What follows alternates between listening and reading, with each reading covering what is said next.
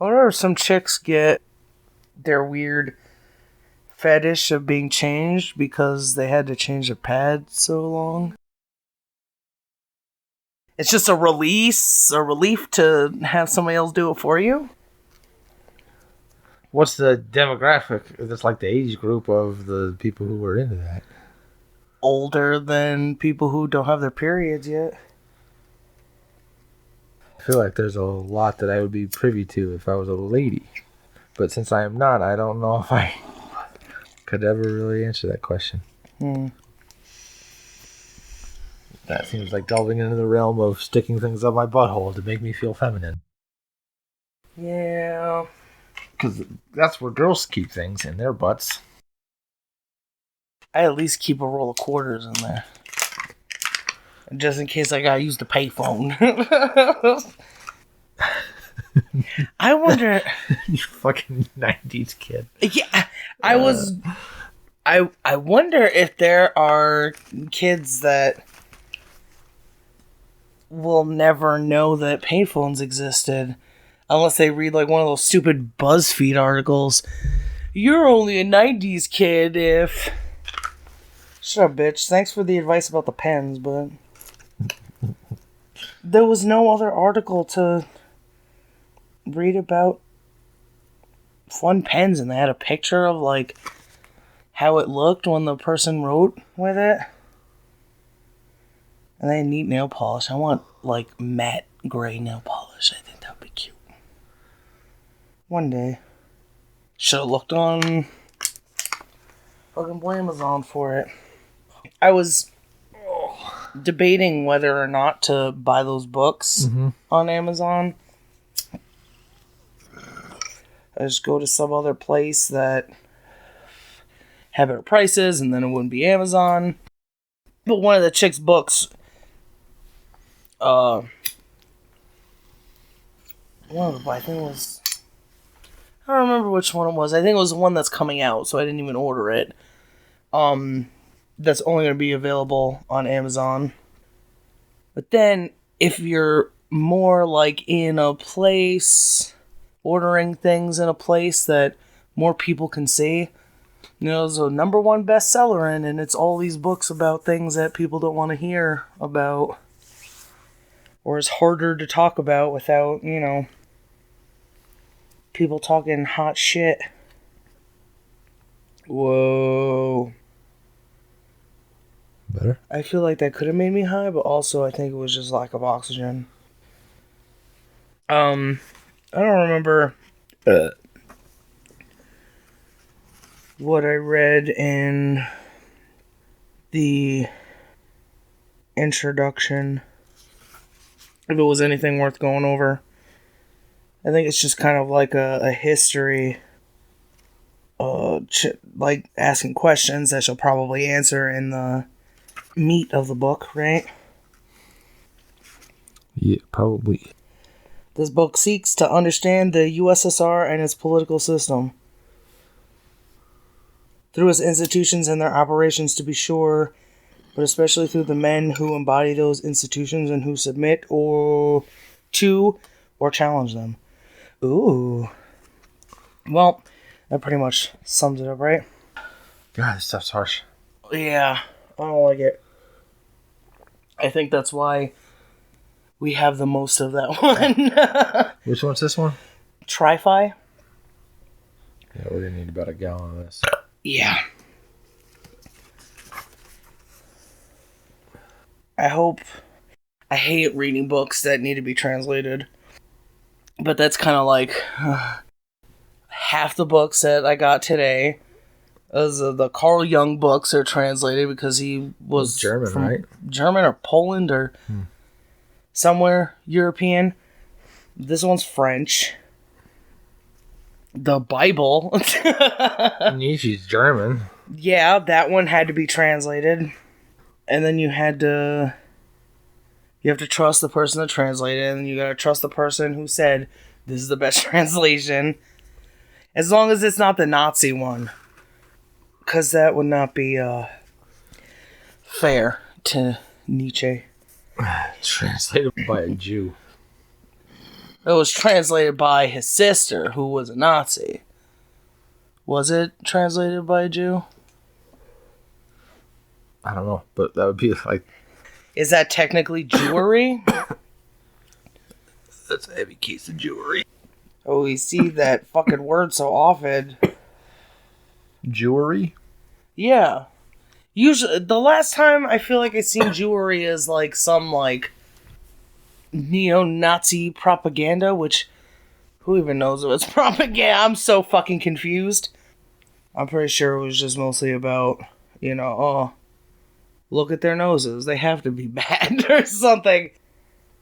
But then we saw Jewry being the word being used like on the Israeli websites and American Jewish websites and Wikipedia. So what the fuck is the action of Jewry? Yeah. How do we find out without ending up on a watch list? Stay as anonymous as possible. Start digging a hole that we could hide in just in case the Gestapo comes. Alright, should I start reading? Yeah, let's do it, lover. Give myself a headache. Chapter 1. The Power of the People, Myth and Reality. All power in the USSR belongs to the people, affirms Article 2 of the Soviet Constitution of 1977. Ah. What people? This postulate dominates more than 60 years of Soviet history and is at the core of the 4 constitutions which have punctuated that history. 1918, 1924, 1936, and finally 1977. Beyond the documents establishing the Soviet state, the idea of popular power is deeply rooted in the revolution, which was, as the basic texts also assert, the accomplishment of the workers. Okay. The idea goes back even further to the old Russian dream of social... The idea goes back even further to the old Russian dream of social justice and to the Marxist utopia. It's like, I mean, they even use the same fucking words, right? Yeah. But from dream and utopia to reality, the path followed by those who forged Soviet power is not as straight as might appear. Okay, that wasn't my fault. That read weird, right? No. It's as it might appear, but that's not what it says. The path followed by those who forged Soviet power is not as straight as might appear. Well, as it's just the way people talk different. Thus, before examining the present reality of Soviet power, it is important to consider its evolution in fact, not simply as it is reflected in the documents. How's it going? it's going good. When was this written? Oh yeah, maybe I should have said something about that. Mexico City, Sao Paulo. Well, there were people who in Brazil were interested in this book, so... This work was first published in France under the title Le Pouvoir Confisque, 1980. 1980. Okay.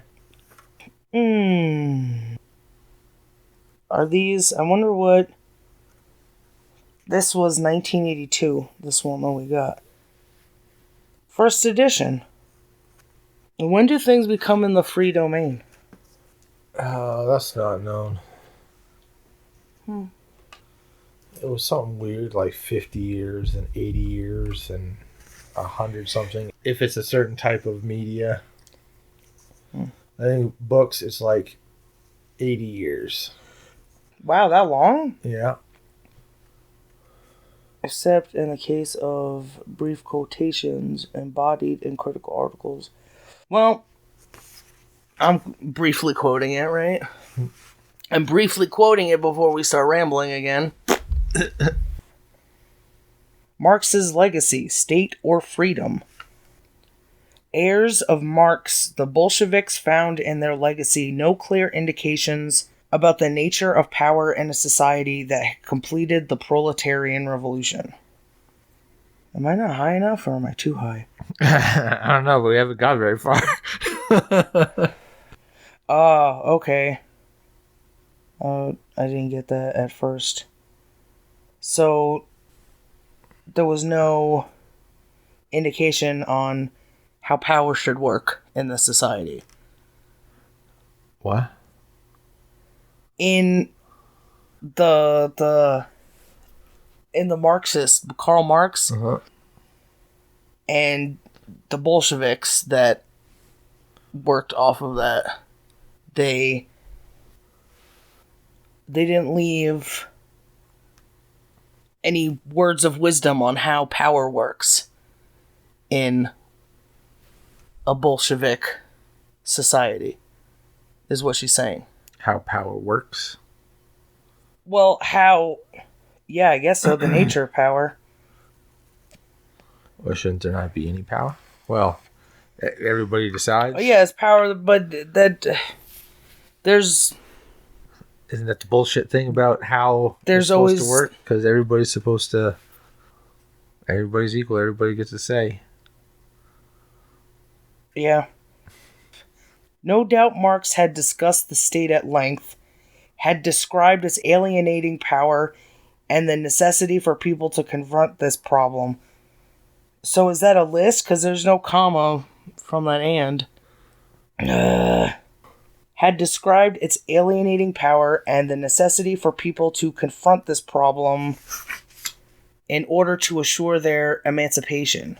But at that point, Marxist thought gives rise, if not to a clear contradiction, at least to a perpetual tension between two conceptions of power, a tension that the Bolsheviks have not resolved.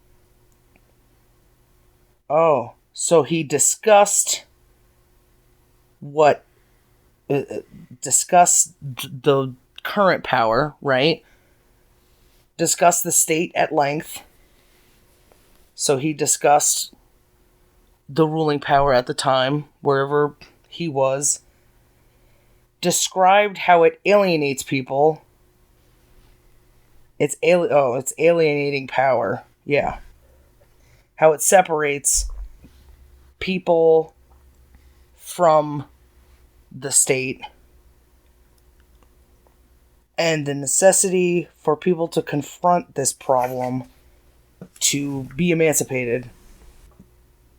But at that point, Marx's thought gives rise, if not to a clear contradiction, at least to a perpetual tension between two conceptions of power, a tension that the Bolsheviks have not resolved. So they got to one place, but didn't get to the next place. Makes sense. I'm sorry, it's hard because, the way I write and the things that I like to read get straight to the point. Mm-hmm. You say it all in one sentence. It's very Nietzsche of me. And these, like, she said the same thing, and that she's been saying the same thing for this entire segment. And she even has a little annotation, so you can just go there and read more for, like, the background information. But you don't need to say all of this in so many words. It seems like some authors like to meander. You are not a meandering person. You are right to the point. Why do people meander? This one does not understand. You're like you go down rabbit holes. It's just kind of just flowing. But if there's one thing to say... Well, what if you... It's about the journey. And Chip, you could say these words, paint a picture where you get to Bob Ross it. I guess. It seems unnecessary. It's art, lover.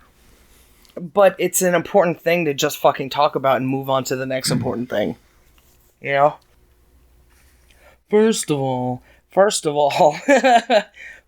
all, it is striking to note Marx's insistence on the state as the privileged framework for social relations.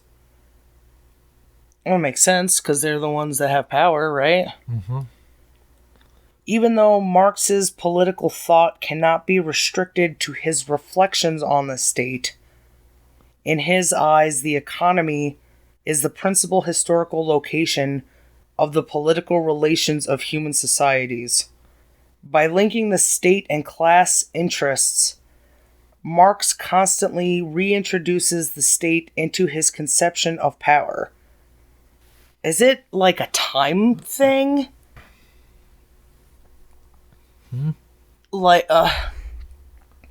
because this was written 90, 80, 90, 2000, oh my god, 40 years ago? That they think that, you know, this is a way to talk to people to introduce them to what they're talking about. It sounds like a French intellectual speaking. A little bit. Does it? Mm-hmm. Wasn't Mengele? Not Mengele. The guy who was working with Marx, wasn't he a French?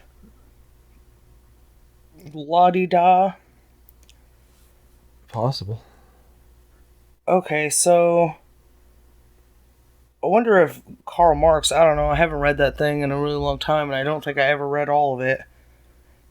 Doesn't he just say, like, I wonder if he meanders like this. Everybody seems so conceited. By linking this, but that's how it was, wasn't it? State and class interest? I don't think he linked it. I think it linked itself. I mean, he wasn't very smart when it came to, like, finding resolutions, I'm sure, if this is the result of fucking his stupid ass thoughts. Cause he also was like, I don't want to shower, I don't want to take care of my kids. Like, everything was just the angry parts of stuff. So, if you follow an ideology and you can't have the things that make up more than just... How could this person come up with this fancy fucking... Or this revolutionary fucking idea, yeah. Like, he's a fucking profound fucking thinker. He doesn't want to fucking take care of his fucking kids. Yeah. And he doesn't want to fucking... How do you be in that mindset? That you're... I think he basically just wanted to... He wanted to sit around and be paid to be fucking smelly and do nothing. I doubt he said anything about, like, well, I'll work in the fields as well. Hell fucking no. So if you're...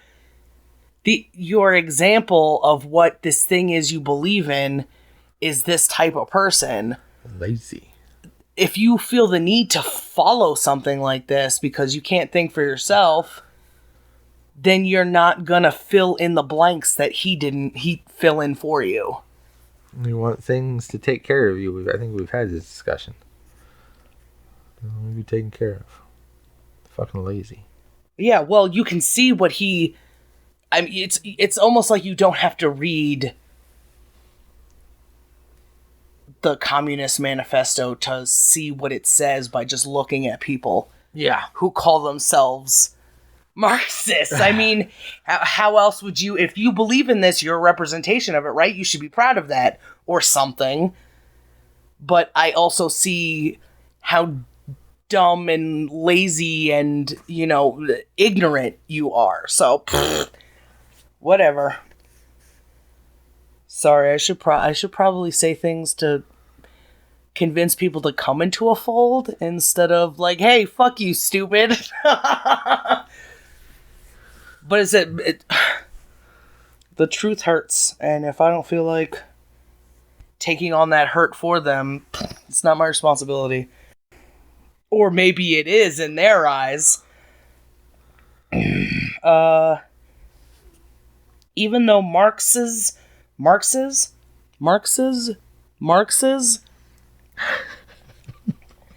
I can't say it a different way, I've been trying, but even though Marx's political thought cannot be restricted to his reflections on the state. Did I read this already? Yeah, moreover, he saw in the state both an organization of the property-owning class designed to protect it against the propertyless class. He saw in the state both an organization of the property-owning class designed to protect it against the propertyless class. That's one. Right? Yeah.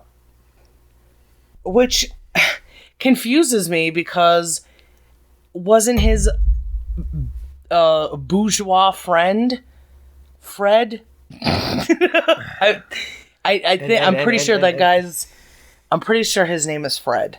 It's like Frederick Hyman. It probably owned land.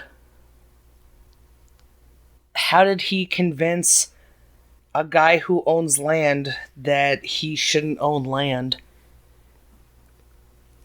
I wonder what his role was, because chances are he... Oh, should we look this up? Okay. Just to see. Because if he was a bourgeois, chances are that he owned land, and he was convinced by somebody who didn't own land that he should give up his land. How the fuck does that work? Is it guilt? I wonder how old he was. Tried to fleece him. Maybe that was the thing. Just give it for land, then I can have your land. Yeah, but he didn't go like, you don't deserve it. What are you talking about? This is my... But there's also people who have, like, guilt now. Which is the thing that confuses me. Like, how could you tell... What was the guilt? Ew, they call him a fucking philosopher? That pisses me off. And look at his fucking Napoleon-ass complex picture touching his titty. How did he get such a nice suit? How do you think he got that nice suit? He was dirty and covered in boils. That's why he's got the beard. Yeah, so he probably had somebody fucking give it to him. I'm pretty sure he didn't have a job. Age 64. What did he die of? Developed inflamed mucous membranes? Probably because he was so gross all the time. Oh no, he died a stateless person. Who bought him that friggin' tombstone? Or is his body even there? Who knows? I bet that cost money. Yeah. Daughters. Sons-in-laws. Pleurisy? What's pleurisy? Where's that? Next to bronchitis is the second sentence. Oh. Sharp chest pain while breathing. Inflammation of the membranes that surround the lungs and line of the chest cavity. Huh. So probably...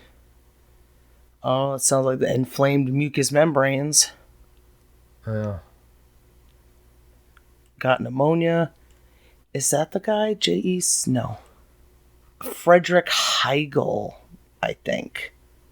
Well, you said it was Fred. Yeah, Frederick Heigl. That's his whole name? German idealism? So were they... What was I looking up? If this dude had property. Maybe Maybe I don't understand the relationship either. I don't know. I thought they wrote it together. I thought that's what I heard from my communist sociology teacher. Ugh. Purchased by the Social Democratic Party of Germany, his old house. G.W.F. Heigl. You got too many names. He died even younger. Jeez. Maybe that should have been a hint. He wrote stuff while he was dead. He did he? Yeah. Is that why they call them ghostwriters? Yeah, probably. Okay. Aristotle, no way. Marx was a successor? Well, let me look at what fucking Hegelism is. I don't know why they have Karl Marx. They have his fucking ideologies in the beginning of his page, but not for Hegel. The ration alone is real. All reality is capable of being expressed in rational categories. His goal was to reduce reality to a more synthetic unity within the system of absolute idealism, which is... I have no idea. Why do I gotta... Oh my god. Maybe this isn't even him. You don't think so? No, I do think it is. Critical idealism. Oh my god, come on. Post-Kantian GG. Can't I just have, like, a little... Because this seems contrary to what the, socialism is. This isn't... But idealism isn't truth, right? No. Frequently... And he used God? So... Maybe I'm just gonna look up fucking Communist Manifesto. Don't put me on a list. I didn't... Yes, I did mean that, not fiesta. Oh, Frederick Engels. See? I'm glad I fucking... Hegel, Engel, fucking whatever. Economist. I'm sure... Whose father was an owner of large textile factories in England and Germany. He developed Marxism with Karl Marx. He died at 74.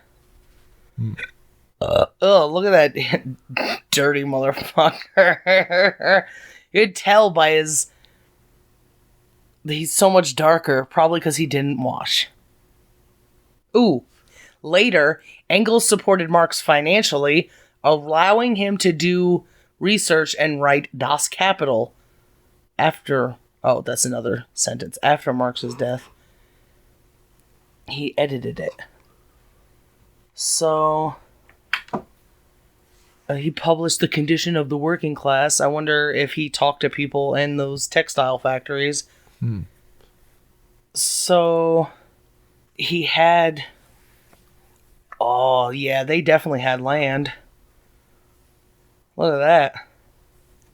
Or maybe that's an apartment? I don't know, because there's things that are so close, but it was probably... He was the heir to the mercantile stuff. Their son's revolutionary activities disappointed them. But he did join the family business. He went to the military. I bet Marx never went into the military. We'll see. Paris. He looks familiar. He looks like somebody I went to school with. You remember the guy I was talking about? He kind of looked like that. The one who said he had like a bride from, or like a girlfriend from Sweden or some shit. Oh, yeah. It was like Napoleon Dynamite. He had this fucking like picture he probably printed out from the internet of some, just headshot of some random. It's always young people too. He's like 20 to 25. Oh, I don't like my dad because he made me drop out of the school I wanted to go to be in the business. So he's a bad guy, and this guy is also saying he's a bad guy because he owns business, and that's the reason I couldn't go to school how I wanted to. People don't realize, I think, how much age has to do with what people think. There was some guy who was on the Joe Rogan. It was like, you know, in your 20s, you're a lefty, and, you know, in your 30s, you're a righty. You're more conservative. I don't remember what liberal, conservative, you know. Yeah.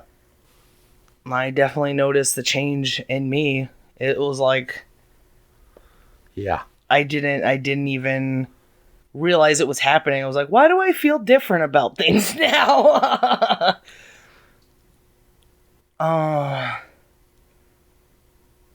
So they met when he was young anyway. At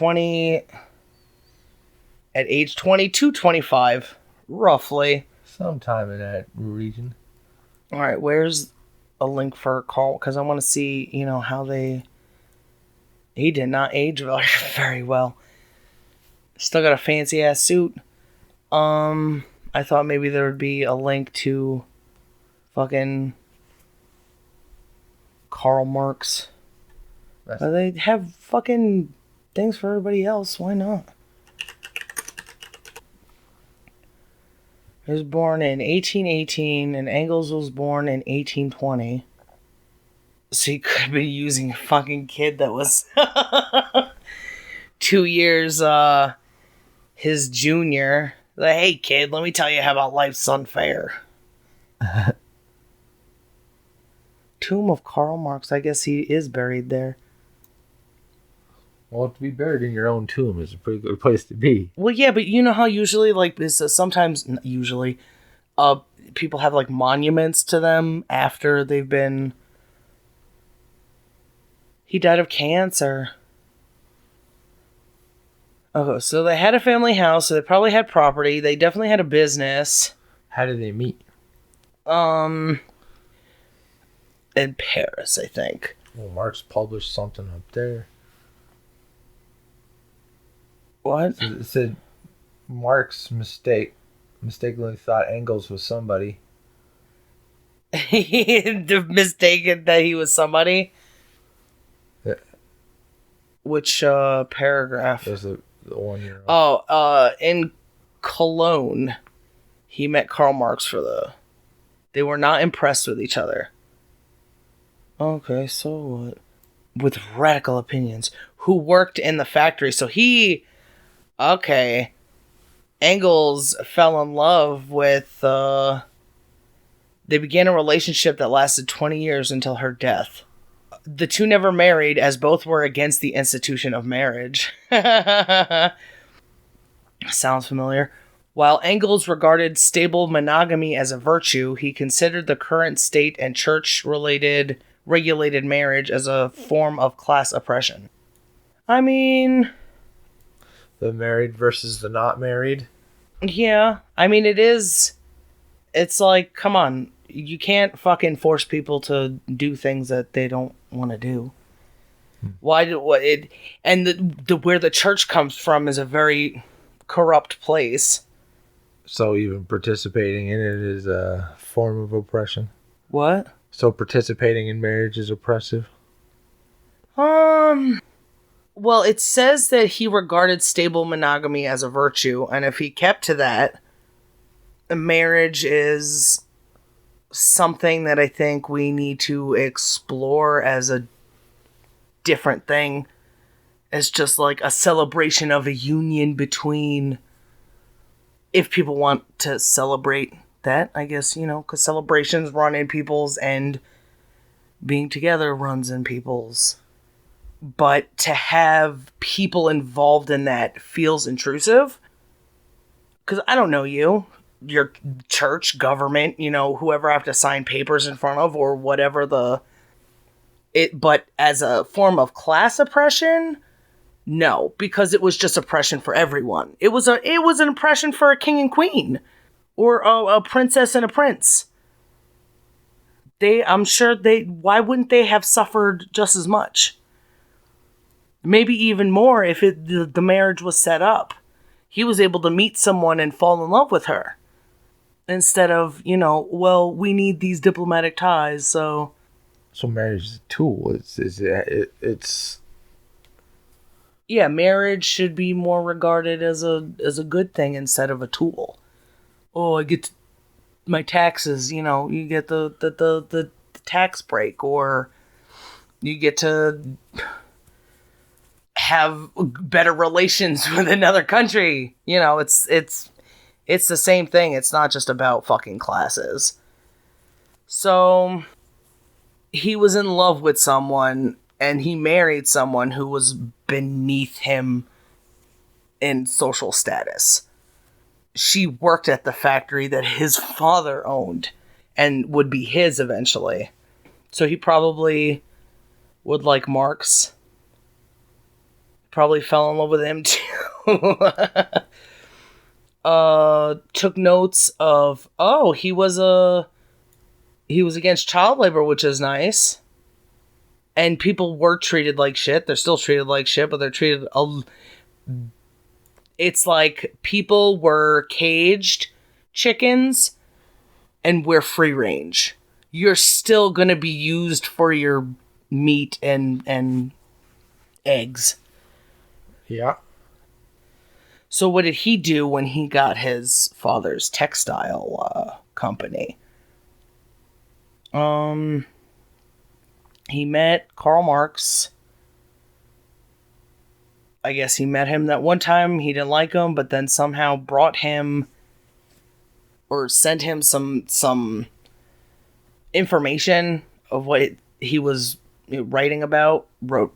Published some shit with him. Oh no. These were published in these things. Maybe Marx worked at them, or either way, he got a hold of them. Engels had become established as a fully developed materialist. The importance of real-world conditions in terms of... Okay.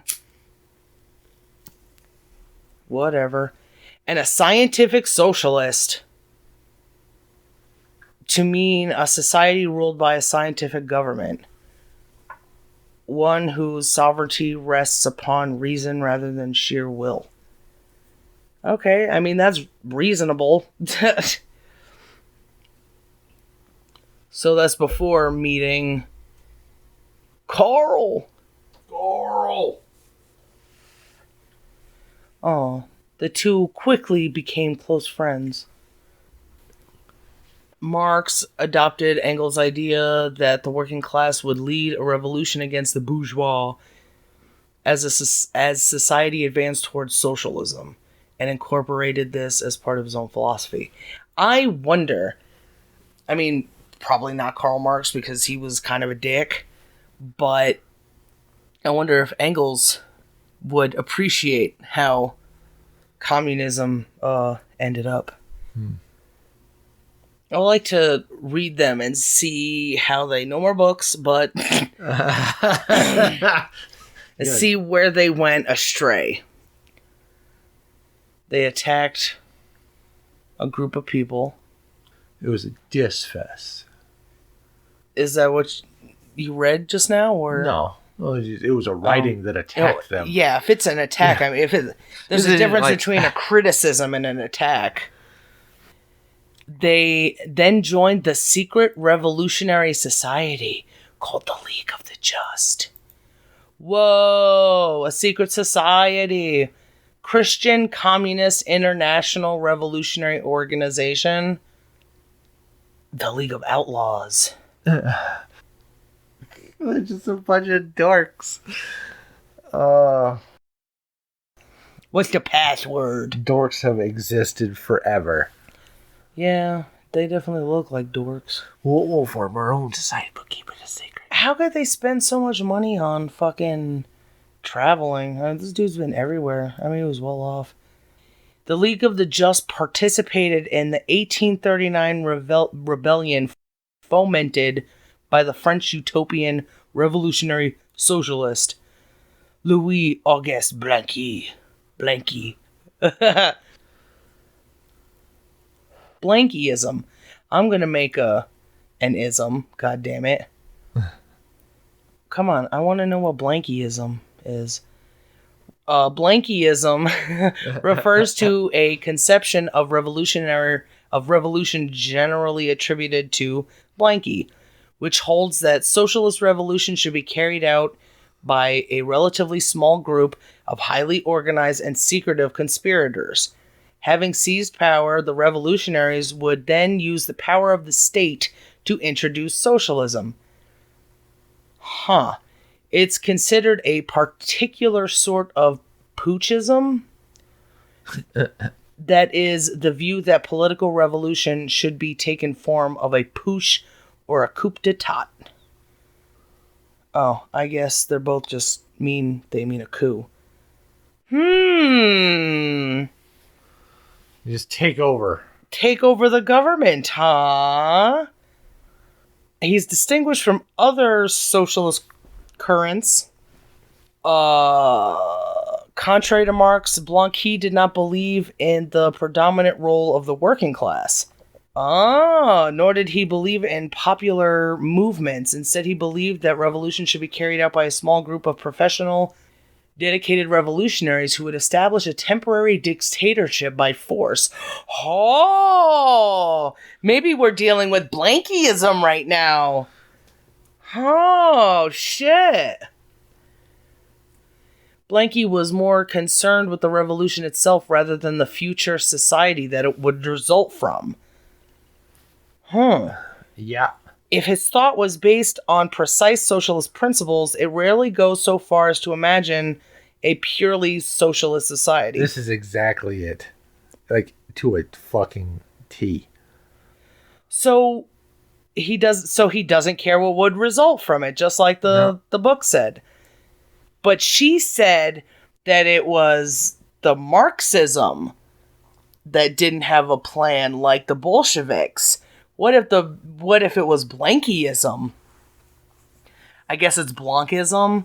No, because his name was Blanqui. Blanqui. Blanquism. It's Blankyism. You need it's a safety Blanqui. The guy from Street Fighter. Blanqui. I guess Brazil was socialist for a while, or communist, or whatever. Who fucking cares? For Blanquyists, the overturning of the bourgeois social order and the revolution are ends sufficient in themselves, at least for their immediate purposes. Ooh, and here they talk about Lenin. So is this based on... Is Marxism just like the socialist thing that people remember the most? Is it a conspiracy that that maybe, like, because we read that guy had, he had pretty good ideas. Engels, he had sympathy for how things. Yeah, child laborers and stuff. Yeah, and that's a good thing. So was it just like they were attacked? They were like marked as. Who was? Whatever movement they were opposed to this one. Because now, like, when did socialism become a thing? Like, what was the very beginning of socialism? And so how did it branch off into Marxism and Blankyism and Bolshevikism and communism and blah blah blah ism. I do see social justice. I mean, there should be there should be justice for everyone. Is that social justice? I think I would call it something else at this point. And a welfare state. Is that what they wanted, though? I mean, I think Marx did. Well, he didn't invent it. So how did it get... Yeah, because apparently Blankyism was before the French Blankist political party. Dissolved. They probably got found out, and they're like, no, we don't exist anymore. I don't know what you're talking about. This is the Illuminati. Were keen to distinguish their conception of revolution from Blanquism. As Engels put it in a short fragment, the program of the Blanquist fugitives from the Paris Commune, Blanqui is essentially a political revolutionist. He is a socialist only through sentiment, through his sympathy with the sufferings of the people. But he has neither a socialist theory nor any definite practical suggestions for social remedies. In his political activity, he was mainly a man of action, believing that a small and well-organized minority who would attempt a political stroke of force at the opportune moment could carry the mass of the people with them by a few successes at the start and thus make a victorious revolution. He just wanted to fucking fight. Yeah, it seems like he just wanted to overthrow the stuff, and then whatever happens, happens. Yeah. Okay, I did that. Well, now what? Well, I don't give a fuck. Hold on. What? Yeah, but that seems kind of stupid because then somebody else can just use that to take over. And it happened. Let's talk about Vladimir Lenin. Who's fucking Luxembourg? Oof, is that the picture of his corpse? Why did he change his name from Vladimir Ilyich Ulyanov? Are these two people who were... Oh, come on. Were Blanquis? That's probably what happened. These people were like, we want things to be like this. We want things to be like this. We want things to be like this. And somebody took the chaos that ensued over that as the opportunity to somehow get fucking complete control and overturn the history books. So what about Blanquism and Lenin?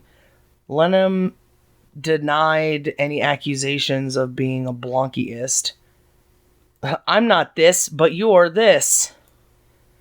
Who's Bernstein? So two socialist people. One from the Social Democratic Party of Germany, and one from the Social Democracy of the Kingdom of Poland and Lithuania. They criticized Lenin, saying that his conception of revolution was elitist and essentially Blanquist. For instance, as part of a long section on Blanquism in her Organizational Questions of Russian Social Democracy, later published as Leninism or Marxism. Oh, Leninism or Marxism. Why do you have to pick between either of those? She writes, for Lenin, the difference between the social democracy and Blanquism is reduced to the observation that in place of a handful of conspirators, we have a class-conscious proletariat. He forgets that the difference implies a complete revision of our ideas on organization and therefore an entirely different conception of centralism and the relations existing between the party and the struggle itself. Blanquism did not count on the direct action of the working class. Oh, okay, so they're not supposed to be doing anything? They just go, Lenin, why are you... It therefore did not need to organize the people for the revolution. The people were expected to play their part only at the moment of revolution. Preparation for the revolution concerned only the little group of revolutionists armed for the coup. Indeed, to assure the success of the revolutionary conspiracy, it was considered wiser to keep the mass at some distance from the conspirators. So what's she saying? That the people weren't involved until, the rise up signal happens. Yeah, well, that's what Blanquism is. Yeah. But it was only for small people. Or for a small group of people. Yeah, so she's saying that Lenin's doing the same shit. Yeah. But... So she's just saying he's Blanquist because of this. Yeah. Okay. Direct action originated as a political activist term. That's something we should look out for. Direct action.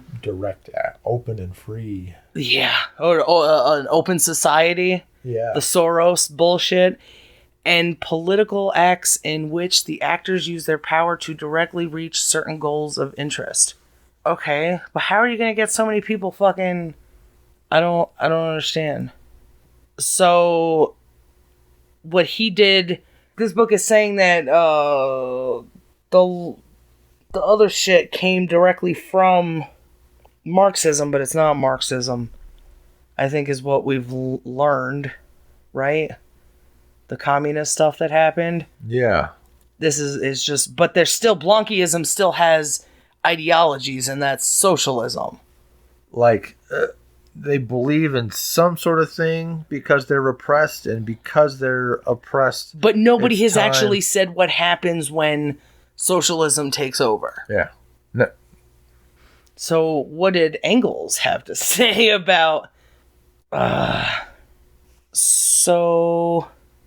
Oh, but they joined the League of the Just. So that's... They, is an 1839 rebellion, by Blanqui. However, as Rouge, did they talk about somebody named Rouge? Both Marx and Arnold Rouge. Where's that? Up like 3 lines. It's the 3rd line from the top. Yeah, there you go. Okay, so who the fuck is our philosopher and political writer? Always with the political shit. So they joined the League of the Just. Yeah. They did a rebellion. And how did that go? And Rouge, the guy who edited some paper with and for Marx and Engels. So this Hegelian thing is probably socially... Following the split, Marx remained friendly enough with Rouge that he sent him a warning that the Paris police were going to execute orders against him and Marx, requiring them all to leave Paris within 24 hours. How did they... So they must have had people on the inside to be able to say that they were about to get arrested. Yep.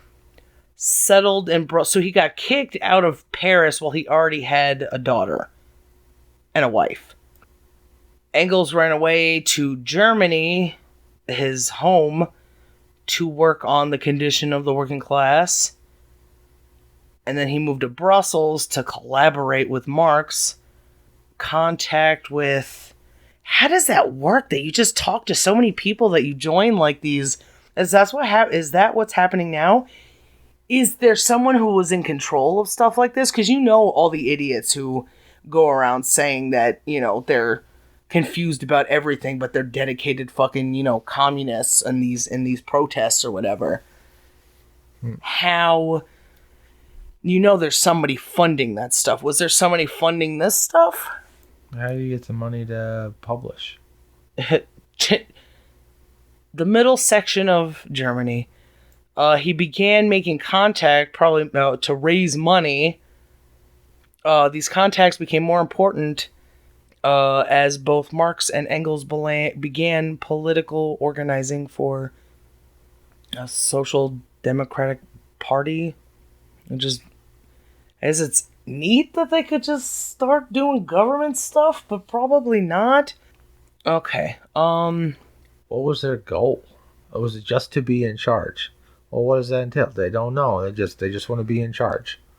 I mean, eventually it was probably like that, but they probably... I mean, it seemed like they wanted to rise the working class up more. But I don't know if they knew how economy works. I mean, did he... I want to see if he was able to take his textile company and make his workers more comfortable or something, you know? And didn't just go, well, I need the money, so did stuff in Brussels. Like, what are the communist rules? Maybe I don't understand that. Like, like the Ten Commandments, thou shalt not, fuck your neighbor's wife, unless you're the naughty Bible or whatever. It seems so far that it's just, I mean, like, for these people, right? Not for, like, how Soviet Russia works. Yeah. So it's just social justice. What does that mean? That children aren't worked, that people get paid more, that there's social welfare, and it also depends on which one of these you're a part of. You either want the government to take care of you, or everybody needs to do their part, or we'd have to read their books in order to know exactly what they wanted. Oh, he had a house in London. Okay, upon his return to Britain, he re-entered the company in which his father held shares in to support Marx financially. What? He started working to support Marx? He was under police surveillance. He had official homes and unofficial homes all over Salford and other inner city Manchester districts. So was he wanted by the police? He lived with his wife under false names to confuse the police. Who were looking for him? Yeah, he's under surveillance. Probably because he had to do with that. He participated in a fucking coup. So, little more is known, as Engel destroyed over 1,500 letters between himself and Marx. How do they know if they're destroyed? Despite his work at the mill. So what did he do? Did he just kind of hang around? He found time to write a book on Martin Luther and the 1525 Revolutionary War of the Peasants. Wrote a number of newspaper articles. Friends of Anarchy. That would have been a better show than the one we watched. Marx and Engels denounce Louis Bonaparte is that the younger brother of Napoleon. He's the little baby brother. He was a monarch in his own right. What does that mean? A ruling in the Kingdom of Holland? Who was the King of Holland? Yeah, I guess so. When he carried out a coup against the French government and made himself president for life. Well, that's funny. This whole communism thing and Xi Jinping making himself president for life. The coup was comical. I wonder what happened. Rabbit hole, no. Because he was... I wonder how he didn't get it from Napoleon. Well, maybe it was after Napoleon was defeated. When was he defeated? Was he defeated? I thought he was defeated in, Russia, but he was still chilling in France. No, well, he got... Ousted? Yeah, they captured him. Who's they? He got beat by the Russians. Yeah. Was he captured then, yeah. though? I thought he died in his bed. Waterloo, and they exiled him. They didn't kill him or nothing. They put him in this tiny little island, and he lived in house arrest for the rest of his life. On an island? Yeah. What? Why can't I believe this? In the early 1800s? I thought it was a little later than that. Maybe not. Napoleon Bonaparte. Is it Bonaparte or Bonaparte? Or Napoleon Bonaparte, the police officer? Napoleon Bonaparte Brown. That one worked. Alright, let's just... I can't... There's too much to... Is that Napoleon? Oh, that's Carlo Bonaparte. Cardle. He was wives, mistresses, and children. Metric system. Freemasonry. Oh, God. Exile on Saint So the British kept him somewhere. It wasn't the Russians. Somebody Did he got him. try to take England, maybe? I don't know. He sought a personal physician. Harsh treatment. He got to live in his own fucking little... People came to visit him. They painted a picture. Confined himself for months on end in his damp, mold-infested, and wretched habitation of Longwood. He reconciled with the Catholic Church. He died at 51. Oh my god. Shortly after his death, an autopsy was conducted. The doctor conducting the autopsy cut off several of Napoleon's body parts, including his penis. Why? Holy shit. And like the dead. Can't you respect the dead? Oh, I feel like I want to live there. He didn't have people... even if he didn't have people cleaning, he couldn't clean it himself to get the mold out? I thought he was treated pretty fucking fairly but... Modern scientists speculated that his illness may have arisen from arsenic poisoning caused by copper arsenite in the wallpaper. Ay. I thought he had, like, people taking care of him. I mean, He probably did. He was exiled to another place and then came back? Oh my god, there's too much. What's going on? So how did his fucking little brother, his baby bro, get fucking... Little baby. He looked like a dick.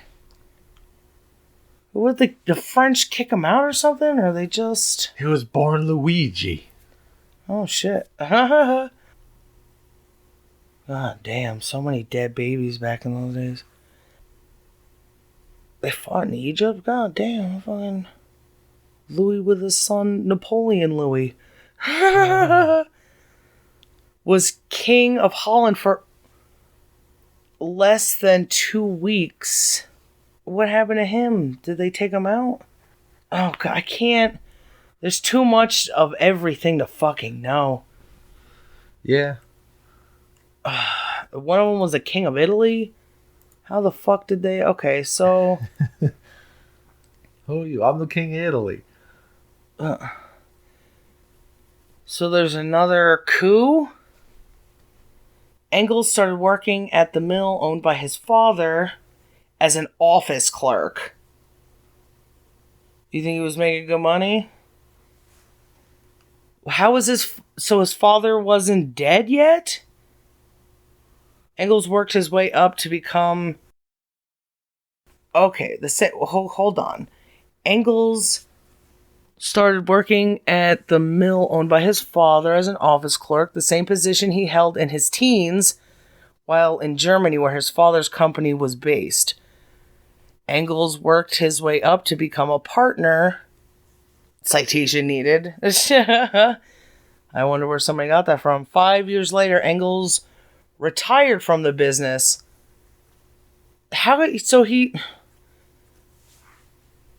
He retired 10 years ago. When did he die?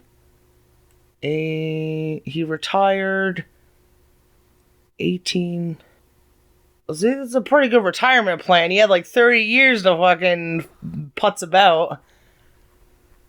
That's interesting. Made enough money to do so. Yeah, but where, like, did he run it? Did he make money from it? Or did his father outlive him? At like 108 years old? That would be unfortunate. One of the ideas that Engels and Marx contemplated was the possibility... So, Marx didn't work there at the mill. No. Marx didn't have a fucking job, lazy son of a bitch. One of the ideas that Engels and Marx contemplated was a possibility and character of a potential revolution in the Russias. Is that how they get... Engels... Well, how would they go about that? Did they really have that many connections? And apparently, people could just... It's like Game of Thrones with, what's his name? Sam? He just fucking flying all over the place, and the But apparently, Germany, England, France, they could just fucking go wherever they want. And they make it to where they're going. Engels and Marx anticipated an aristocratic bourgeois revolution in Russia, which would begin in St. Petersburg with a resulting civil war in the interior. Is that what happened? Oh, God. The model for this type of revolution in Russia against the Tsarist government in favor of a constitutional government had been provided by the Decembrist revolt. So there was already a revolt. Constantine decided not to. He didn't want to deal with that shit. So old Nicky became it, and I think he's the guy who was fucking brutally murdered. Or maybe that's not it yet. King of Poland. No, because this happened in 1825 and 1855. And the other revolution happened like the early 1900s. Look on the side. The belligerents.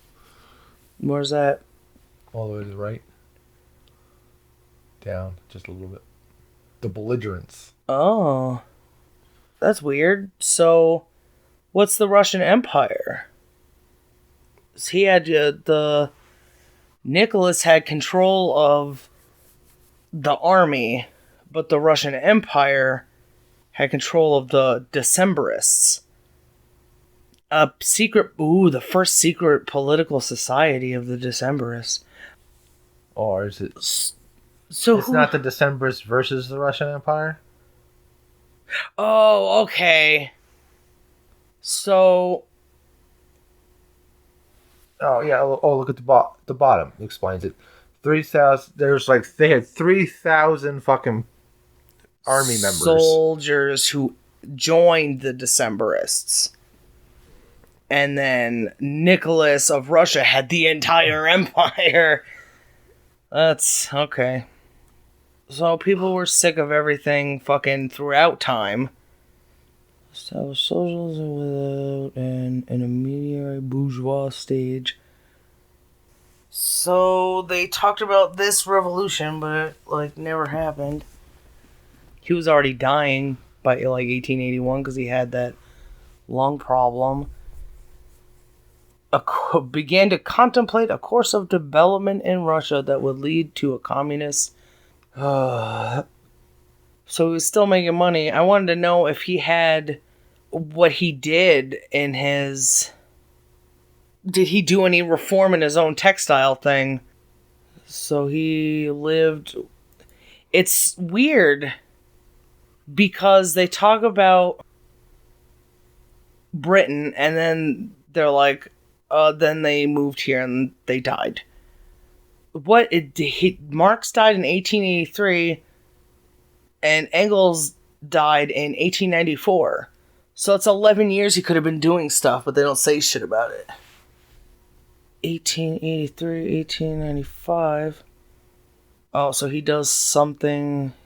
Attempts to resolve the division between reformists movement by declaring he was in favor of short-term tactics of electoral politics. So isn't that fucking that other thing, the short-term, we'll figure it out when we fucking have the revolution. Yeah, it's short-sightedness to the extreme. So-called socialist society were not fixed concepts, but rather constantly changing social phenomena. So it still was just let them fucking...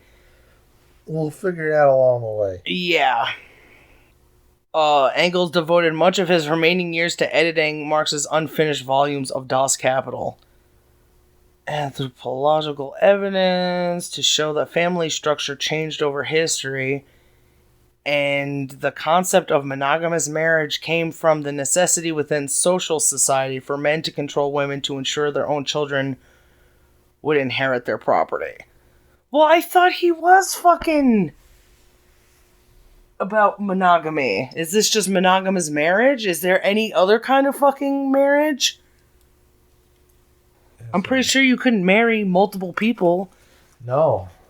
That doesn't make sense because I think that in the societies where people aren't allowed to have more than one wife. It's so that you don't have more children and wives and stuff. It slows down your, if you don't have sex with 5 people, men can have sex every day with a different woman, and now he has 5 women pregnant, as opposed to just one that's going to take 9 months to have that baby. I'm pretty sure that's why polygamy is illegal. Strain on resources. How are you going to feed all these people? It's just going to have more people dead. But yeah, but if you can afford it, you can take over. If you make the entire town, you can take over that town. Yeah. So, I have no idea what the fuck he's talking about here. He must have lost his mind at this point. I mean, he probably wasn't very... Nobody had any idea how they were going to get these things done. And then the future of... It was just... step 1, take over. Step 2. Step 3, profit. Karl Marx is the fucking underpants gnome of the fucking philosophy Both of world. them are. Probably all of them are. I don't know. I haven't read every socialist thing, but I think it's all wrong. What's happening now is wrong. What this is wrong. What people were doing before is wrong. There is a middle ground where what people want on this side and what people want on this side can coalesce and create something better. Personality. Oh, so he liked fox hunting. So he's still a piece of shit. Did he like seeing foxes get fucking torn asunder? His stated personal motto was, take it easy. Fuck you. Anybody who likes fox hunting is a piece of shit in my book. What do you get from that? If you don't feel bad for that, then there's something wrong. Doesn't say how he felt about losing his wife. A polyglot? He can speak multiple. God damn. Russian, Italian, Portuguese, Irish, Spanish, Polish, French, English, and Milanese? Oh, I guess they had a different language in Milan? Huh. Oh, there was a biography of Engels, and Vladimir Lenin wrote something. After his friend died, Engels was the finest scholar and teacher of the modern proletariat in the whole civilized world. So, after Marx died, Engels was okay. So it's not even like Marxism, it's like Engelism or something? Ew, Paul Kellogg, is that the Kellogg's guy? No. Maybe, I don't know. No. Somebody else said something about, Tristram Hunt. Labor Party. Left holding the bag of 20th century ideological extremism. I mean, they had some good intention, I think, but also I don't think they knew what the fuck they were doing, what the fuck they were talking about. They didn't know how to fight power with other power, or what to do when you know. Oh god, what a dirty son of a bitch. An anarchist and a socialist. How does that work? So, a socialist, like, you have to take care of me, but also I want to do whatever I want? I mean, how does that work together? People just expect to, with no direction, after people have been oppressed for thousands of fucking years, they're suddenly going to understand everything and create a society that... Utopian socialism. Oh, so he doesn't even believe that a utopia is... You gotta study this shit for fucking centuries. And everybody goes, oh, I'm a socialist, I'm this, I'm that. You don't know what the fuck... You've been alive for shorter than I've made farts. And you think you can absorb all this fucking... They just see what they want out of, like, a Wikipedia page or something, or out of a, and they're like, this is... Nobody knows nothing. Okay, are we done with this? Was there something I wanted to know about Karl Marx? Because, look at this. This would take hours to read on its own. He people took a lot of pictures of him. He had a wife and a daughter who had very nice hair. All of the Marx daughters were named Jenny in honor of their mother, Jenny. Oh my goodness. Wow. Jenny, which one, Dad? He was a heavy drinker. He described... Oh, I thought he described himself as the wretchedness of existence. He had money to drink and to do narcotics. Booze is probably cheap and drugs is probably cheap. You got someone who takes care of you your whole fucking life. That's pretty crazy. Look how... I mean, it's not... He looks like he's from... India or some shit. India or some sort of... Like, he has such dark skin, but he's from... He doesn't have dark skin in any of these other ones, meaning he just didn't wash himself. So, I mean, other people throughout the world was doing this socialist shit. Were they talking to each other, or did that all come up in different ways and people later called it socialism? In Russia, in England, in a pre-Marx socialists. Ancient Rome statesmen for policies in the interest of plebeians, also called plebs, were generally the general body of free Roman citizens who were not patricians, as determined by the census. They were commoners. Wealth and redistribution and subsidized grain to help the poor. But then, what was the like? How are they going to get everybody to like advance everything? Oh, that's interesting. That it's, but it shouldn't be that common people have more. Shouldn't all just be fucking socialism? Aren't we at a point now that it's the uncorrupted capitalism? I don't know. Me neither, Laura. Do good and make money. And stop people like fucking George Soros from making rules that, Well, I don't know about that make money thing. That's so... Free market anarchism. How the fuck? I mean, that's kind of... Without the involvement of the state. I mean, that's kind of like what's going on except for taxes, but they still don't really have to pay taxes. Is that well, you can make whatever the fuck you want. If it's radioactive, who gives a fuck? There's no regulations. What a terrible fucking idea. Oh, you want to make it out of lead and fucking uranium? Cool. Yeah. Should we try to read a little bit more? Sure. Okay. Turn this shit off. Hurt my goddamn brain. Hurt my goddamn soul. I don't even know where we were. You didn't use to bookmark? Yeah, but there's still, like, which part of this? So she's only mentioning Marx, but there's more people. Like the Blanky. Yeah. Who people could have been influenced by. And people are like, hey, you're doing Blankyism. And they're like, no, we're not. We're doing something new. Yeah. Even though it's the same thing, basically, but we're saying it. We're taking over. And then what? I don't know. Well, what's Blanky want to do? Take over, and then what? I don't know. Yeah, basically. The economy is the principal historical location of the political relations of human societies. That's kind of true, because money is power, right? By linking the state and class interests, Marx constantly reintroduces the state into his conception of power. Yeah, you can't be poor and make decisions in the world. But you could be joking on narcotics. Yeah. And smelly. That makes me fit to rule. Moreover, he saw in the state both an organization of the property-owning class designed to protect it against the propertyless class.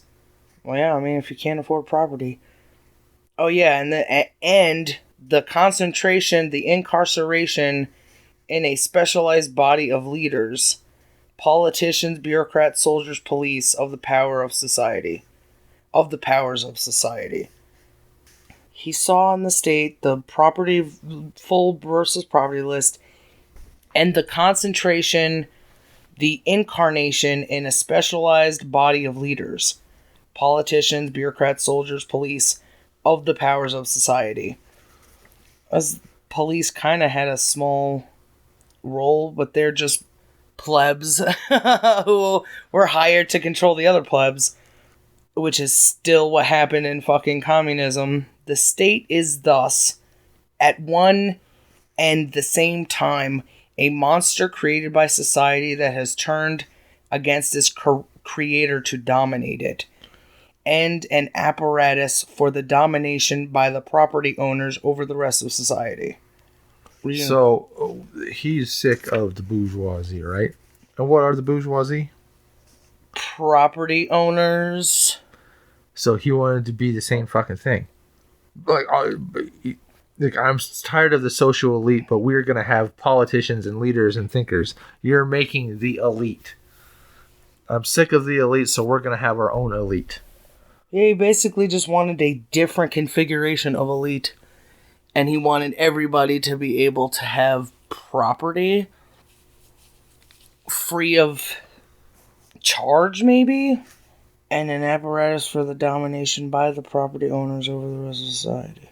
There is permanent opposition between state and society.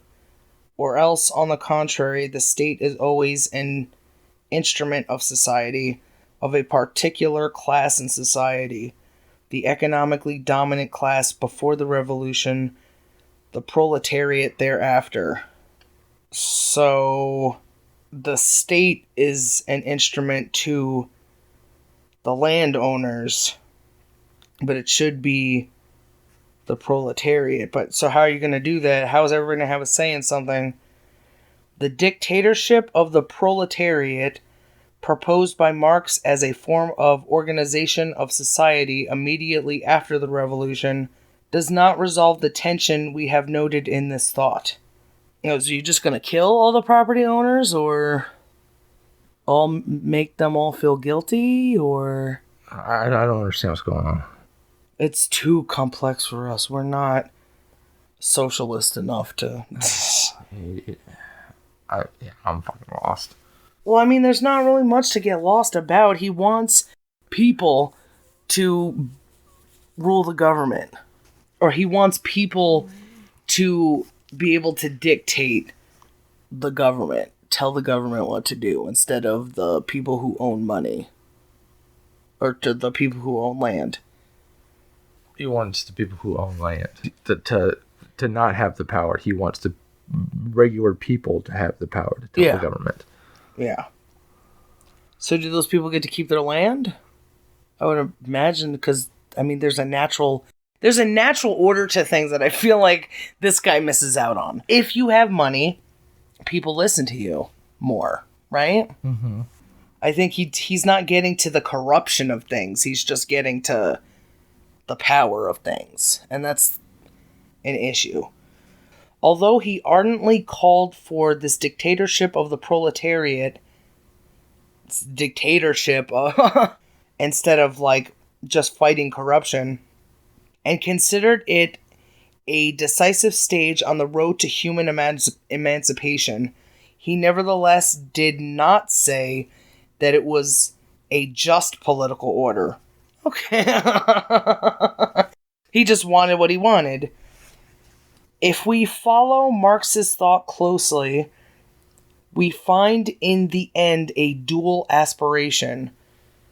There is a fundamental anarchism of the thinker, the philosopher, who places human freedom at the summit of his system of values, and who thinks that freedom and state are antithetical. What does that mean? I don't know. I guess we're going to have to look it up.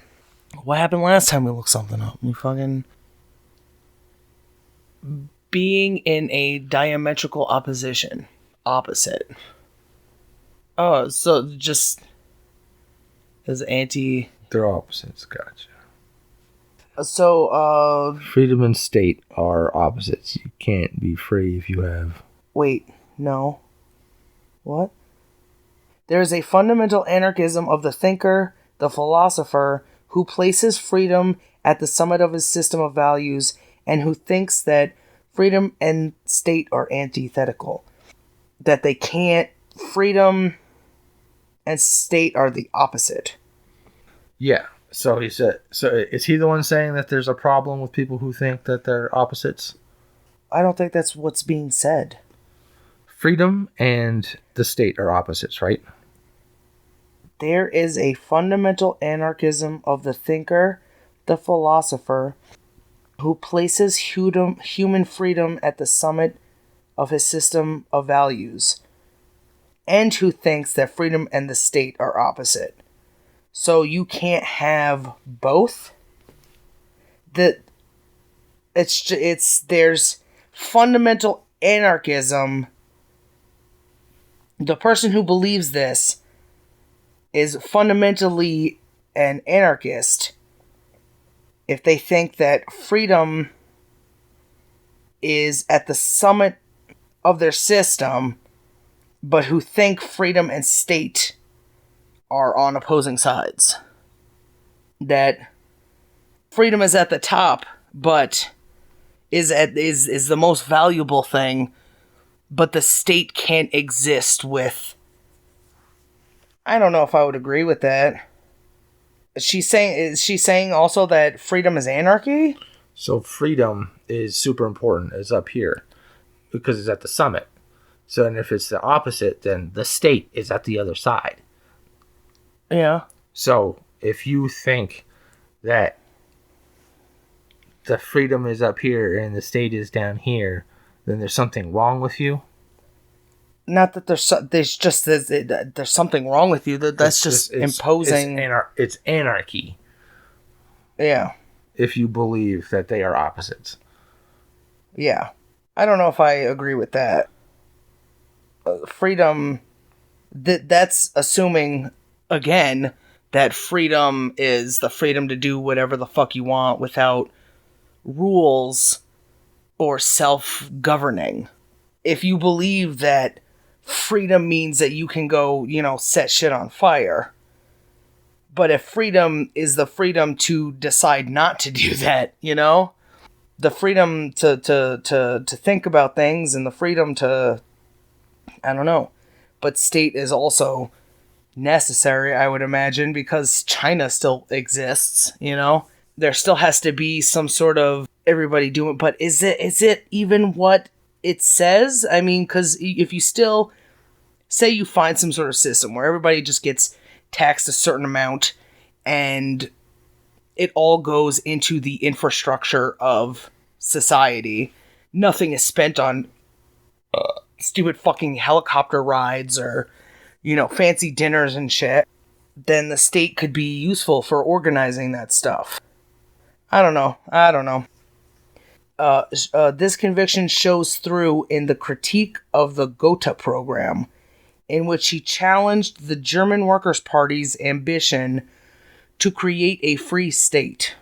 Moreover, Engels demonstrated the same skepticism with respect to the compatibility of the state with freedom when he suggested that the concept of the state ought to be replaced with that of community, Gemeinwesen, which the French of 1870 called the commune. So, he said that they just have this opposite view? It's still, I feel like it's not getting to the point. It's the corruption of everything that goes on. These people have power for power's sake. They don't. State was and still is, even though it pretends to not be. It's all about the power to rule over people and to collect their money and to use that money for your own benefit. And anarchist and his philosophical views in the political arena, Marx became an enemy of anarchism. He maintained that the anarchists' revolutionary strategy, the immediate and definitive destruction of the state, was a serious mistake, for he believed that the proletariat could gain prominence precisely by conquering the state. Furthermore, he disagreed with the anarchists about the basic problem of the cause of the oppression humanity had suffered through the centuries. So he disagreed about the basic problem that humanity had suffered oppression through the centuries. So what is he talking about then? Because isn't that the problem? Yeah, oh, we're oppressed. We're always oppressed. Are anarchists saying that we're not oppressed? No, it's Marx that's saying that's not the... But he was earlier. He's always been saying that people were oppressed. He disagreed with the anarchists about the basic problem of the cause of the oppression humanity had suffered through the centuries. Just the cause. What caused it? It's not that it happened, it's what caused it to happen. For the anarchists, the state was the cause of all oppression. It was an absolute evil incarnate, and therefore the revolution must take the state as its target. Without in any way justifying the state, Marx and Engels considered it a consequence of the oppression, of which economic relations were the basis. So what's the fucking difference? What? So the anarchists saw this. Could maybe it's like a language barrier or something? Because it's like they're both just saying the same kind of thing. The state is evil because it's inherently evil. No, the state is evil because it doesn't let us. The people who money. are in the state are evil. The people who are the state are evil. Okay, so I guess I kind of get it. But it's just so far. Because the anarchists are wrong. Because there's always going to be climbs to the top, right? That's just natural order. If we were a bunch of people just roaming around nomadically, eventually when we settled down, someone was like, hey, I want this fucking land. Somebody went over and fucking... So that's wrong. And there's no stopping it. And then the consequence of oppression because of economic relations. But that's the same thing. I want your stuff. Yeah. And people are always going to want your stuff. So it's about... it was probably just terribly hard then to try to come to some sort of conclusion because all you knew were that people were gonna try to take your stuff. Nobody wanted you to have anything because people want those things. And then, powerful people couldn't be powerful enough to not have revolutions that would fucking destroy them. Or at least hurt, If your workers every day keep going, fuck this, I'm sick of this. A death is better than this. Then they would fight the state or whatever, and that would be it. So they had to get people on their sides, because if nobody's on your side, people are going to fucking stab you to death. So weird. But it's probably so hard because it's like, what other choice? Now, I guess maybe... I think reasoning, it's about time we start reasoning. Everybody has, sympathy and guilt and this and that.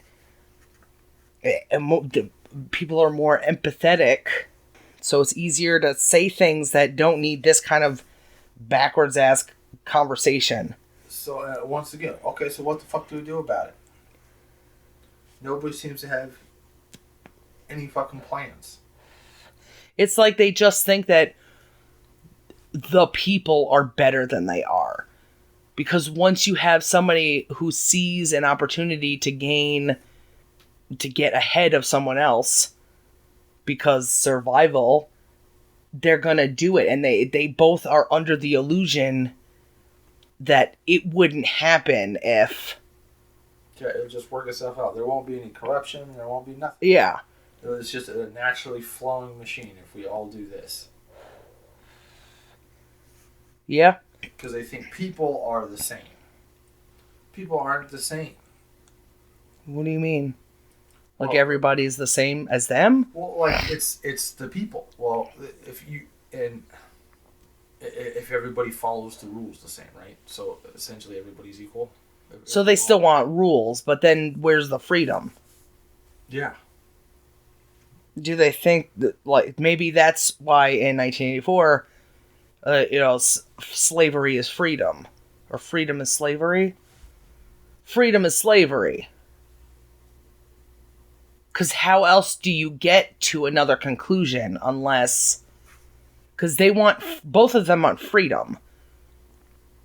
But if you can't find the freedom in doing this thing, there's slavery. You're still going to be a slave to being forced to not share, right?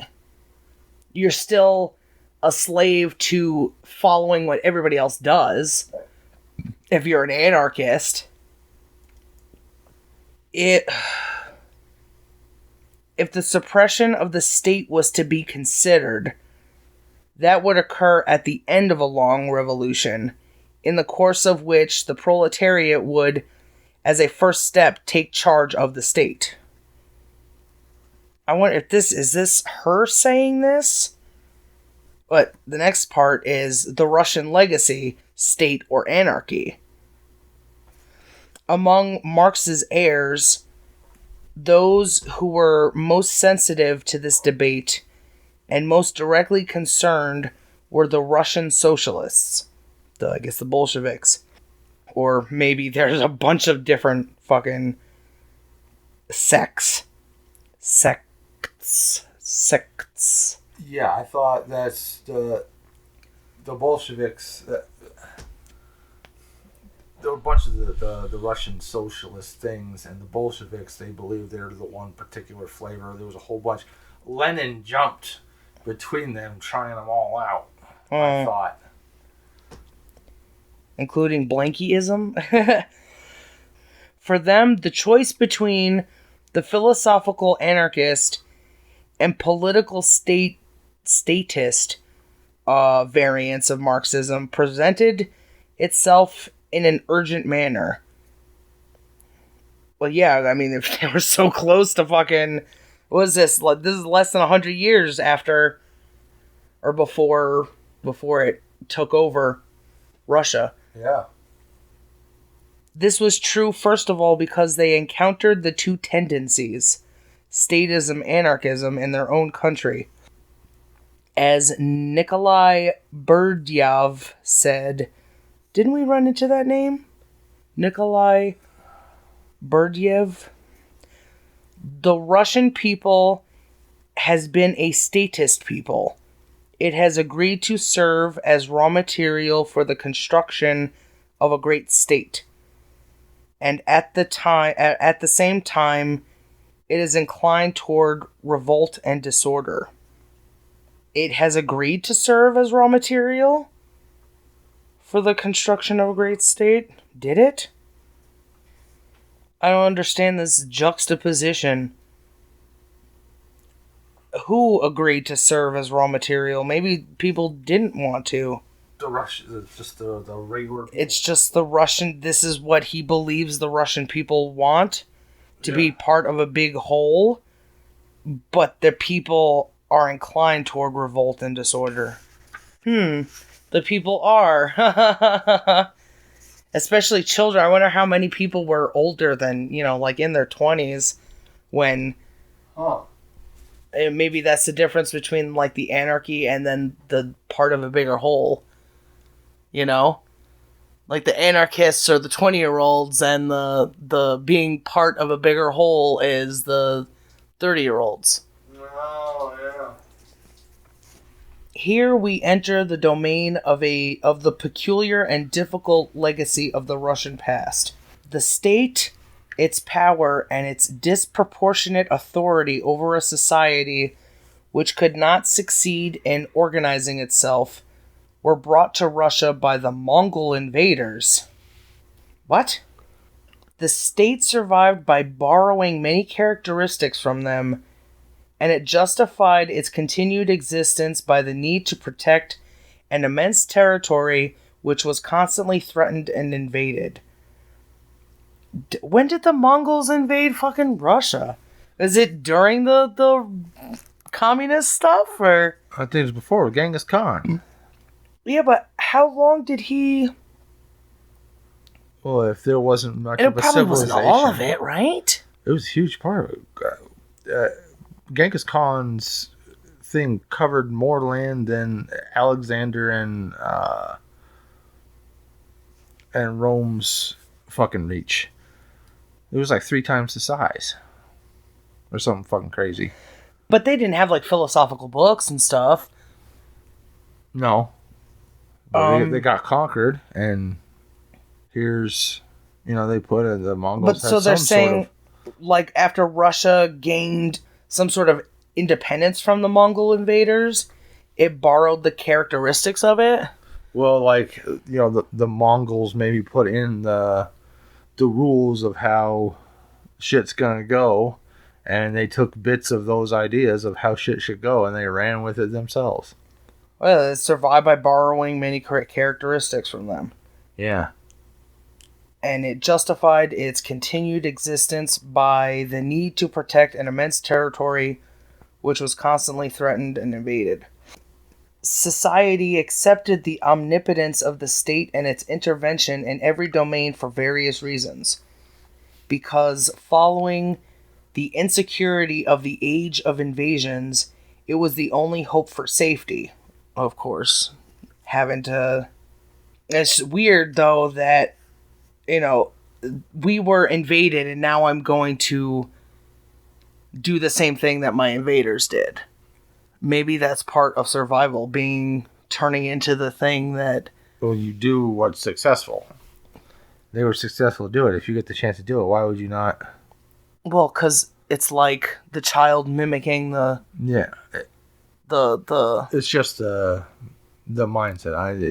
It's not a good idea. But there's something ingrained. I'm saying that there might be something like more to how people deal with their lives. They do this thing where, I can survive by being the thing that I don't like. I got abused as a child, so I know that to be the abuser is the successful route. And that's why people get confused, and they don't understand why things go badly for them, or they don't understand why they are the way they are. But it's kind of like survival.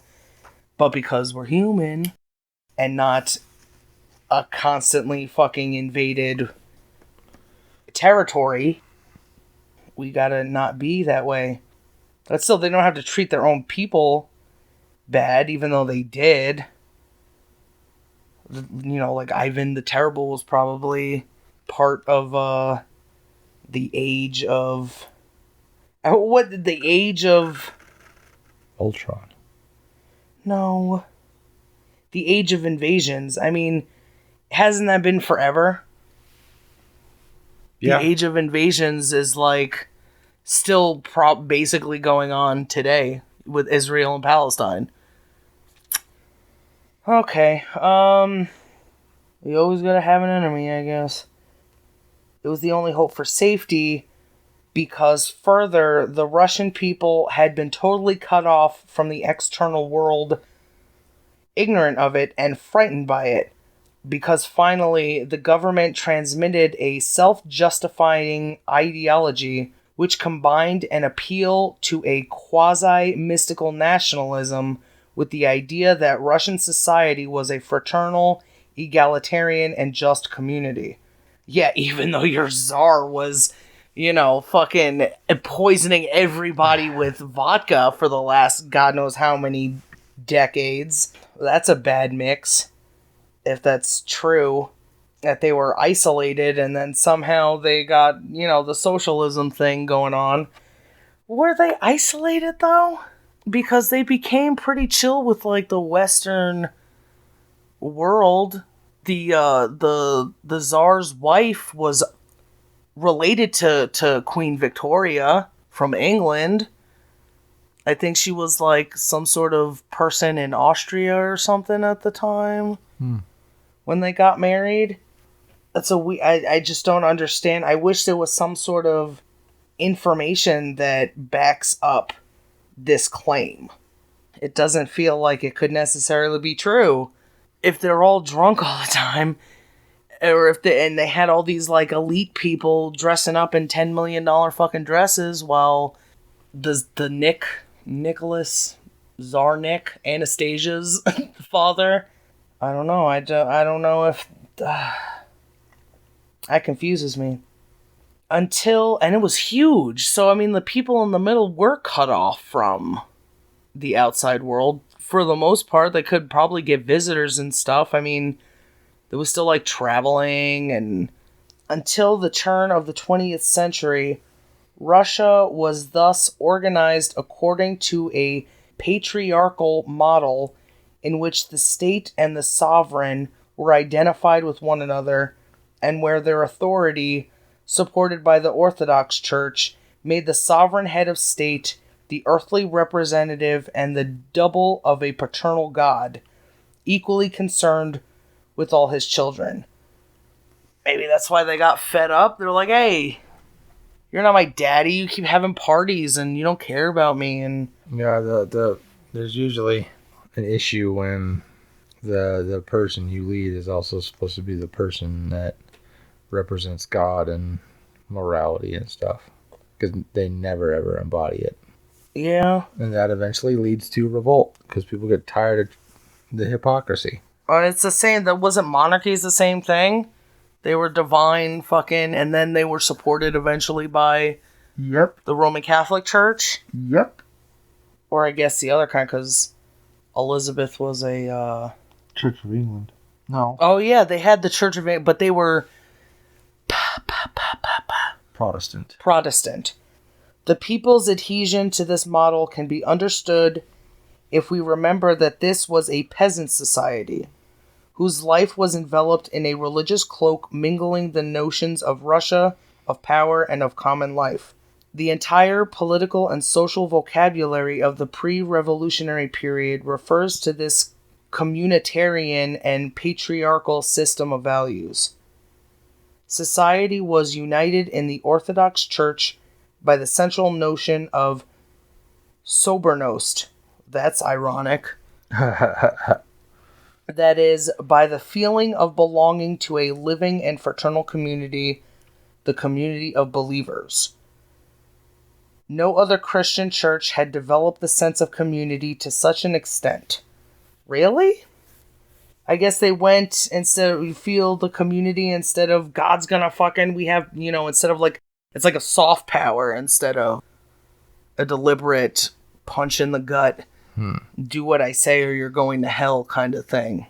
Power always had a paternal connotation, since the sovereign was first of all the father of his people, Batushka. In the same way, authority in the villages lay with the elders, Starosta, and the matter of the house, Khoziain.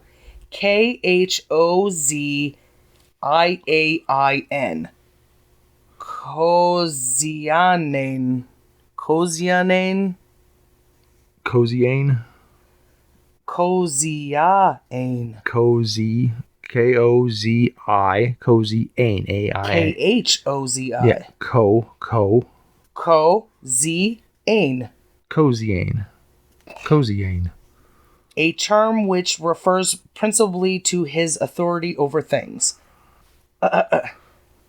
In the same way, authority in the villages lay with the elders, Staroska, and the master of the house, Koziain, a term which refers principally to his authority over things, was the starchi, that is, the elder in relation to his family. So it's just, I mean, it's the same thing as to sit there against the patriarchy. But it's really just having, it's just a pyramid of power. It's the head honcho, and then authority in the villages, and then the master of the house. Berdayev has emphasized that the idea most familiar to this people dominated by the state was the idea of social justice. Social justice. The idea of freedom, which stirred Western and Central Europe throughout the 19th century, found few echoes in Russia. So the people who were accustomed to this patriarchy, and they wanted social justice. Which means? I don't know, it's just in quotations. The idea of freedom, social justice is freedom, which stirred Western and Central Europe throughout the 19th century, found few echoes in Russia. This desire for social justice, rooted in the consciousness of the Russian people, the center of its political culture, had as a consequence another deep tendency of the people, latent anarchism. The idea of social justice found few echoes in Russia, but it was rooted in the consciousness of the Russian people. A few echoes sounds like it's, a couple. Yeah.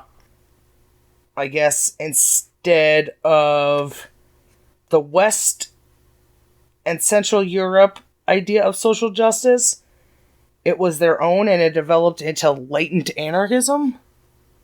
I guess maybe they're saying? Russian history is made up of long periods of submission to domination by the Mongols and by the state, but it is made in equal measure of sporadic popular uprisings that suddenly and violently rejected all domination. The men who channeled and led these uprisings, men, even though you're following a man, isn't that patriarchy? The men who channeled and led these uprisings, like Stenka Razin and E.I. Pugachev, took on legendary status and have always occupied a considerable space in the Russian collective consciousness. Mikhail Bakunin understood this anarchism latent in Russian society and concluded that beneath the obedient postures imposed on society by the government, anarchism impregnated social consciousness and made up its real basis. Anarchism impregnated social consciousness. And maybe it's just a result when you're fucking beaten down, you're like, I want to be free. Maybe it's just freedom that, for Bakunin, society's adhesion to the state was only an appearance. It is kind of forced. The Russian, a perpetual rebel, submitted to the state but never developed a statist consciousness. The state was alien.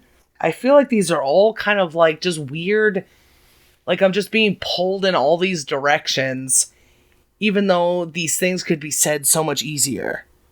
Like, these two people had different ideas of what these people thought, and they're both probably wrong. Why is the Russian a perpetual rebel? Because they wanted the state, but they didn't want to follow the rules of the state. Well, who says they wanted it? People are just forced to do things all the time throughout their entire lives. Everyone. Right? Yeah. The Russian state of the 19th century, an amalgam produced by Mongol influence combined with the Western, more precisely German interests of the enlightened ruler of Peter the Great and Catherine II. Was it Peter the Tsar? Shit. I don't remember who's the... I'm sure they'll mention it. An amalgam produced by Mongol influence combined with the Western, more precisely German interests of the enlightened rulers Peter the Great and Catherine II, owed nothing, according to Bakunin, the popular culture and its traditions. What are they? Were they from Germany or something? This is like when things went from Mongol to like kings and queens and stuff. Thus, Bakunin distinguished the innate insurrectional force he detected in the Russian people from the statism that he saw as purely foreign contribution to which that force was opposed. What? Is it just me? No, this is hard to fucking follow. Distinguished the innate insurrectional force he detected in the Russian people from the statism. So there's an insurrectional force by the Russian people, and the statism, which was foreign. Indeed, the development of Russian revolutionary thought in the 19th century essentially followed this anarchist direction and justified Bakunin's analysis.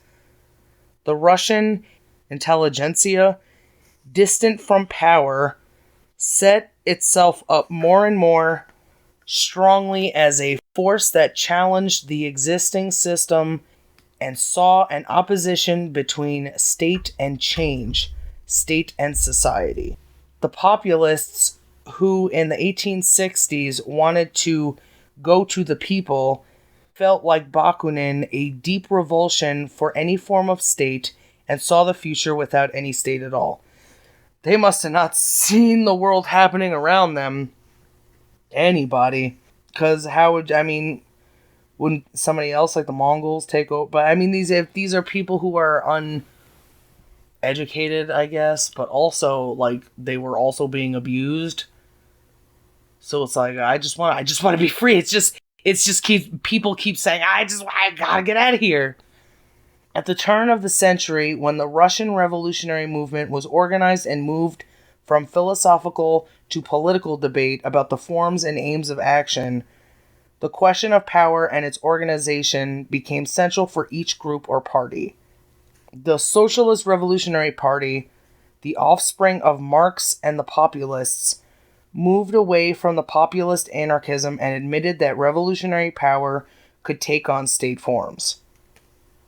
Or had no choice to. How do you organize a military without something? Then they would have just, gotten taken over by Napoleon or something. No doubt the socialist revolutionaries who saw the revolution as a movement from below that was to sweep away hierarchical authority were aware of the need to permanently weaken the state, to place it under popular control in order to prevent a return to the old dichotomy between state and society. Nevertheless, even before the revolution, they participated in the statist direction undertaken by Russian revolutionary thought. As for the Social Democrats, who proclaimed themselves the only authentic disciples of Marx, interesting, they carried on interminable discussions about the directions Russian development should follow. Did Russia have to travel the hard road of capitalism? In this debate, the question of the nature of revolutionary power was relegated to secondary status. What was secondary status? The question of the nature of revolutionary power. What his goals were? What's the nature of this whole thing? The question of the nature... They didn't know what they were doing. They're like, we'll figure it out later. Yeah, I mean, if you don't understand the nature of something, then how do you know where it's going? We'll figure it out later. It's crazy. I think it was just people who were fucking trapped, and they're like, we gotta do something. Oh, I mean, according to these people, who knows what the regular people, because I feel like it was still like a social class of philosopher, or like person who wants socialism is like another, because they knew how to read and write, and they had buildings and stuff. They had buildings, they communicated, and people who were working on the farms and shit were not doing this. I don't know if they were taught, like, I have no information if they were, like, talking to people, or Yeah, they were businesses. It was not just a survive mentality where you had farmers and this. You had leather workers and bag makers, cobblers, carpenters, and all this. You would buy and sell, and there were businesses. Yeah. Yeah, it's past just survival. But who knows the abuse that was happening? We would have to read the history of Russia in this particular point in time. Yeah. Because what if there was because, before the Lenin came in, the war was happening, World War One, I believe, and they were like, was it World War One? I think they were like, I remember watching a thing, and they were like going in on horses while other people had like tanks and shit. Jeez. And he wasn't really participating well, and people were dying, and so much they would see all these the bourgeois coming into the palace with these like $10 million worth fucking dresses while they were starving. So was the problem that they were starving because they were forced to be drunk for hundreds of years? Was the problem that they weren't given the support? Was the soil bad and people just couldn't organize? Because you think during a period where the Tsar was so hands-off, basically, that they wouldn't be able to... Were they giving too much? Did they have to give too much? Or could they just not organize in the way that these socialists believe that people would after a revolution? Where I feel like this thing is missing. What is the fundamental issue? Maybe she thinks she's not responsible for answering that question here. But then if she's not, why is she kind of going around just kind of... It's like a collection of information, sort of. I don't know. For one faction of the Social Democrats, the Mensheviks, convinced that a long historical process had to be gone through before a revolution would be possible, the problem of power remained out of reach. As for their adversaries, the Bolsheviks, their position was that of Lenin, who concentrated his attention on the technical problem of the seizure of power, its way and its means. Kind of like the Blankies. This explains why Lenin did not really raise the question of the nature of revolutionary power until the moment when he was about to establish it. We'll figure it out when we get there. When the revolution was already in full cry. I mean, to be able to just... It's almost like... You know how those people play those games where they build the stairs as they're going up them? Yeah, the Fortnite. To shoot down at people? We'll figure it out later.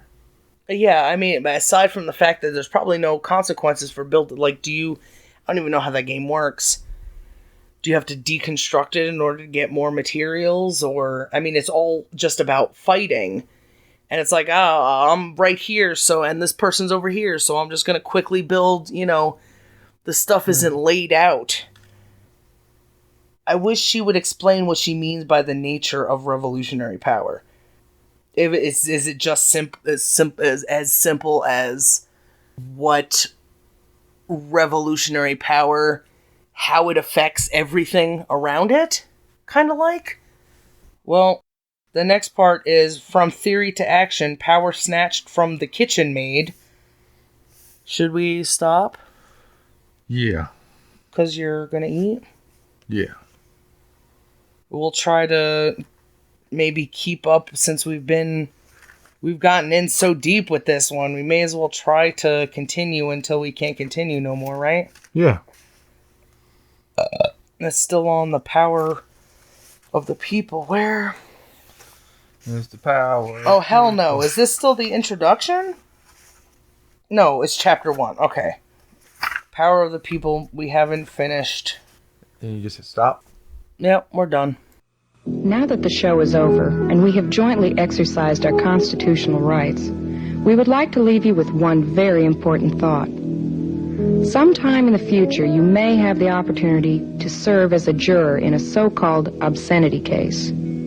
It would be wise to remember that the same people who would stop you from viewing an adult film Maybe back next year to complain about a book or even a TV program. If you can be told what you can see or read, then it follows that you can be told what to say or think. Defend your constitutionally protected rights. No one else will do it for you. Thank you.